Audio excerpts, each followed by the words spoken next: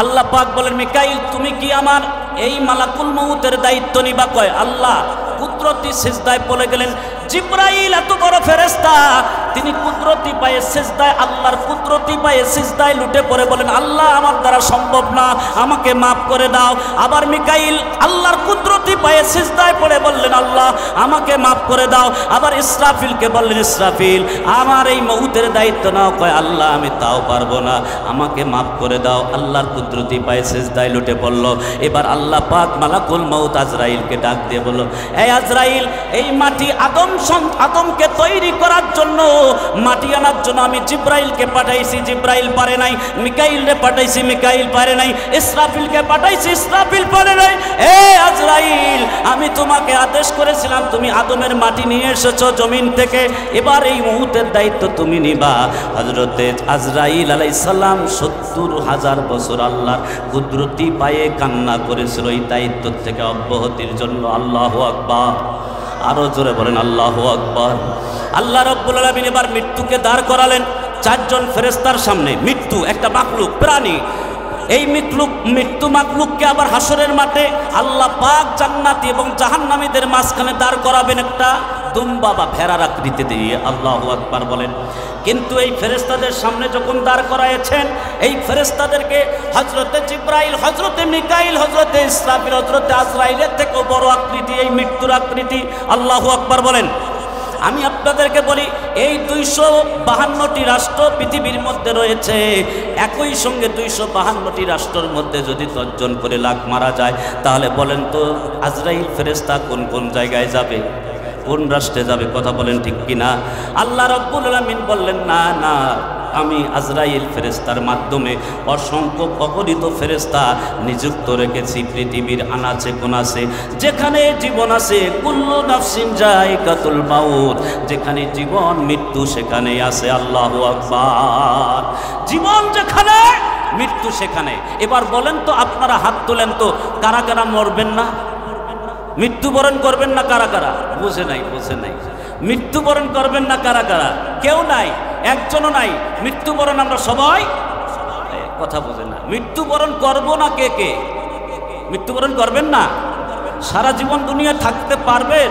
আপনি থাকতে চাইলেও আপনাকে থাকতে দেওয়া হবে না, আপনাকে যেতে হবে। আপনার সন্তান ইতিম হবে, আমার স্ত্রী বিধবা হবে, মা বাবা ইতিম হবে, আত্মীয় স্বজন ইতিম হয়ে আপনাকে কবরে যেতে হবে টাইমলি। কথা বলেন ঠিক কিনা? জোরে বলেন। এবার মউতকে এভাবে সৃষ্টি করা হলো, মউত এভাবে সৃষ্টি হলো। মউতকে এভাবে মালাকুল মউতকে দায়িত্ব দিল অসংখ্য ফেরেশতাদের মাধ্যমে। অনেক লম্বা আলোচনা। এবার এই মউতকে দাঁড় করানো হবে। মউতকে অর্থাৎ মালাকুল মউত ফেরেশতাকে জিজ্ঞেস করবে এই পৃথিবীর সবাই কি মারা গিয়েছে? মালাকুল মউত এক সময় বলবে আল্লাহ, পৃথিবীর মানুষ যা আছে সব মৃত্যুবরণ করেছে, যত প্রাণী আছে সব মৃত্যুবরণ করেছে, এখন বাকি রয়েছে জিব্রাইল, মিকাইল, ইসরাফিল আর আজরাইল। আল্লাহু আকবার বলেন। আল্লাহ পাক মালাকুল মউত আজরাইলকে বলবেন এই আজরাইল জলদি করে যা, জিব্রাইলের জান কবজ করে আয়। জিব্রাইলের জান কবজ হবে, মিকাইলের জান কবজ হবে, ইসরাফিলের জান কবজ হওয়ার পর আল্লাহ রাব্বুল আলামিন এবার মালাকুল মউত আজরাইলকে জিজ্ঞেস করবে আজরাইল রে এখন আর কে কে বাকি আছে? হযরতে মালাকুল মউত আজরাইল বলবেন আল্লাহ, এখন আমি আজরাইল আর তুমি আল্লাহ ছাড়া আর কেউ নাই। আল্লাহু আকবার। আরো জোরে বলেন আল্লাহু আকবার। আল্লাহ রাব্বুল আলামিন বলেন মুত ইয়া মালাকুল মউত, আজরাইল মরে যা, মরে যা, তোর থাকার কোনো অধিকার নাই। রংপুরবাসী থাকতে পারবে? রংপুরবাসীর থাকার অধিকার মনে হয় আছে। রাধাবল্লভবাসী এলাকার বাসীর ভাইয়েরার মনে অধিকার আছে। থাকতে পারবো দুনিয়ায়? চিন্তা করে দেখো না কবরে কি চাইবা না? বলেন চিন্তা করে দেখো না কবরে কি চাইবা না? সেই কবরে আল্লাহ ছাড়া বন্ধু কাউকে পাইবা না, সেই কবরে আল্লাহ ছাড়া বন্ধু কাউকে পাইবা না। চিন্তা করে দেখো না কবরে কি চাইবা না, চিন্তা করে দেখো না কবরে কি চাইবা না। এই দুনিয়ার সবেই পর, কবর হলো আসল ঘর। এই দুনিয়ার সবেই পর কবর হলো আসল ঘর, সেই কবরে থাকবি পরে শুধুই মাটির বিছানা, সেই কবরে থাকবি পরে খালি মাটির বিছানা। চিন্তা করে দেখো না কবরে কি যাইবা না, চিন্তা করে দেখো না শুধুই মাটির বিছানা। এই দুনিয়া ছাড়িয়া কোথায় যাইবা পালাইয়া, পালাইতে পারবো? জোরে বলেন পালাইতে পারবো? এই দুনিয়া সারিয়া কোথায় যাইবা ভাগিয়া, মরণ তোমায় লইছে ঘিরি যতই করো বাহানা, মরণ তোমায় লইছে ঘিরি যতই করো বাহানা। চিন্তা করে দেখো না কবরে কি যাইবা না, চিন্তা করে দেখো না শুধুই মাটির বিছানা, চিন্তা করে দেখো না খালি মাটির বিছানা। আল্লাহু আকবার, আরো জোরে বলেন আল্লাহু আকবার। হযরতে মালাকুল মউত মৃত্যুবরণ করবে, এবার আল্লাহ পাক বলবে লিমালিল মুলকুল ইয়াউম, আজকে রাজা বাদশাহ তো আমি আল্লাহ। আল্লাহু আকবার বলেন। আমার ভাইয়েরা, অনেক লম্বা আলোচনা, খুব গুরুত্বপূর্ণ কিছু তথ্য নিয়ে এসেছিলাম কিন্তু বলতে পারতেছি না। আল্লাহ রাব্বুল আলামিন এবার জান্নাতি আর জাহান্নামী হয়ে যাবে। জাহান্নামীরা চিৎকার করতে থাকবে ৭০,০০০ বছর পর্যন্ত চিৎকার করবে। কত হাজার বছর পর্যন্ত? ৭০,০০০ বছর কান্না করতে থাকবে, শাস্তি ভোগ করবে জাহান্নামের মধ্যে। ৭০,০০০ বছর জাহান্নামের শাস্তি ভোগ করবে আর চিৎকার করতে থাকবে, আল্লাহরে ডাকবে।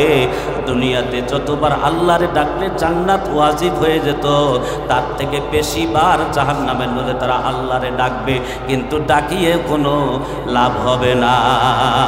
কথা বলেন ঠিক কিনা?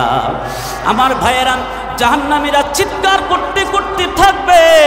এমন একটা সময় তাফসীরের কিতাবের মধ্যে এসেছে, আল্লাহ রাব্বুল আলামিন এই আসমান আর জমিন, চন্দ্র সূর্য গ্রহ সব কিছু সৃষ্টি করতে যতদিন লেগেছে, এতদিন পর আল্লাহ তাআলা জাহান্নামীদেরটাকে সাড়া দিবেন। আমি আর একটি আয়াত পড়তে ভুলে গিয়েছি। আল্লাহ পাক বললেন ওই সূর্যেরও মৃত্যু হবে, চন্দ্রেরও মৃত্যু হবে, তারাকারাজি, আকাশমণ্ডলী, পাহাড় পর্বত, নদী নালা সবগুলো মৃত্যু হবে। ফাইদা বারিকাল বাসারু ওয়া খাসাফাল কামারু ওয়া জুমিআশ শামসু ওয়াল কামার। আল্লাহু আকবার বলেন। আল্লাহ পাক বলেন চন্দ্র আর সূর্যের মধ্যে আমি যুদ্ধ লাগাইয়ে দেব। যুদ্ধ লেগে যাবে, সূর্য চন্দ্রের কক্ষপথে ঢুকে যাবে, সূর্যের কক্ষপথে, চন্দ্র সূর্যের কক্ষপথে ঢুকে যাবে, দুইটাই যুদ্ধ লেগে যাবে।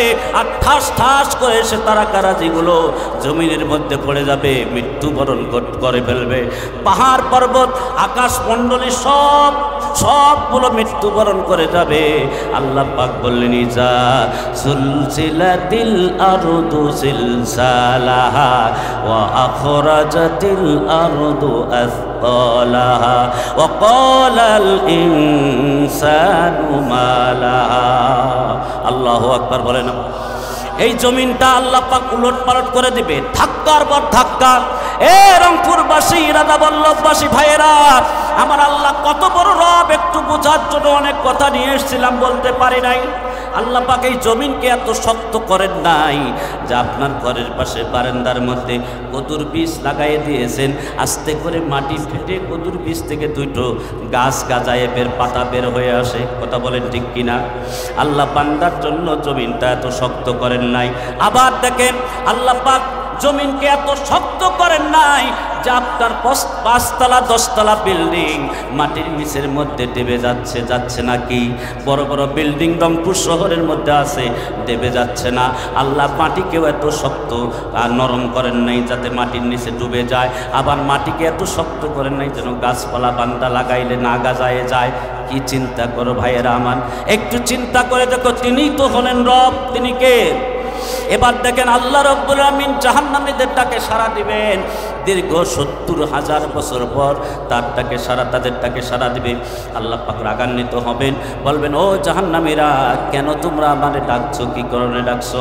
জাহান্নামীরা সমবেত হয়ে একত্রিত হয়ে চিৎকার দিবে, আল্লাহ আর বাঁচতে বাঁচতে চাই না, আর বাঁচতে চাই না। জাহান্নামের আযাব আর সহ্য হয় না, আগুনের তাপ আর সহ্য হয় না, জাহান্নামের শাস্তি আর সইতে পারি না। আল্লাহ আমাদেরকে মৃত্যু দিয়ে দাও, জাহান্নামে আমাদেরকে মৃত্যু দিয়ে দাও। আল্লাহ পাক বলবেন না না না, তোমাদের আর কখনো মৃত্যু হবে না, মরবে না। সুম্মা লা ইয়ামুতু ফিহা ওয়ালা ইয়াহইয়া, মরবেও না বাঁচবেও না। আল্লাহু আকবার বলেন, আরো জোরে বলেন আল্লাহু আকবার। এবার আল্লাহ রাব্বুল আলামিন মৃত্যু নামক প্রাণীটাকে ডাকবে। একটু আগে বলেছিলাম দুম্বার আকৃতিতে অথবা ভেড়ার আকৃতিতে অথবা ছাগলের আকৃতিতে ডাকবে। ডাকার পর আল্লাহ তাআলা ওই প্রাণীটাকে নিজের হাতে জবাই করে মৃত্যুকেও শেষ করে দিবে, আর মৃত্যু থাকবে না। হায়াত আল্লাহ যেমন চিরস্থায়ী, জান্নাতীরাও থাকবে চিরস্থায়ী। সুবহানাল্লাহ, আরো জোরে বলেন সুবহানাল্লাহ।